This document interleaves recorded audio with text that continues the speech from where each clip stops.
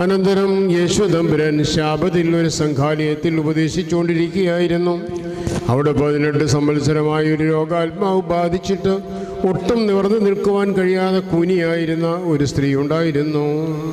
യേശു തമ്പുരാൻ അവളെ കണ്ടിട്ട് വിളിച്ച്, സ്ത്രീയെ, നീ നിന്റെ രോഗത്തിൽ നിന്ന് വിമുക്തിയായിരിക്കുന്നു എന്ന് പറഞ്ഞ് അവളുടെ മേൽ തൻ്റെ കൈ വെച്ചു.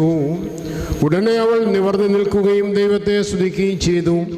എന്നാൽ യേശു തമ്പുരാൻ ശാബത്തിൽ സൗഖ്യമാക്കിയത് കൊണ്ട് സംഘാലയ പ്രമാണി കോപിച്ച് പുരുഷാരത്തോട് ഇങ്ങനെ പറഞ്ഞു, വേല ചെയ്യുന്നതിന് 6 ദിവസമുണ്ട്. ആ ദിവസങ്ങളിൽ വന്ന് സുഖം പ്രാപിപ്പിൻ, ശാബത്തിൽ പാടില്ല. അപ്പോൾ യേശു തമ്പുരാൻ അവനോട് ഇപ്രകാരം പറഞ്ഞു, കപട ഭക്ത, നിങ്ങളിൽ ഓരോരുത്തരും ശാബത്തിൽ തൻ്റെ കാളയെയോ കഴുതയോ തൊഴുത്തിൽ നിന്ന് അഴിച്ചു കൊണ്ടുപോയി വെള്ളം കൊടുക്കുന്നില്ലയോ? അബ്രഹാമിൻ്റെ സന്തതിയും ആകൽ ഗർസായാൽ 18 സംവത്സരമായി ബന്ധിതയുമായി ഇവളെ ശാബത്ത്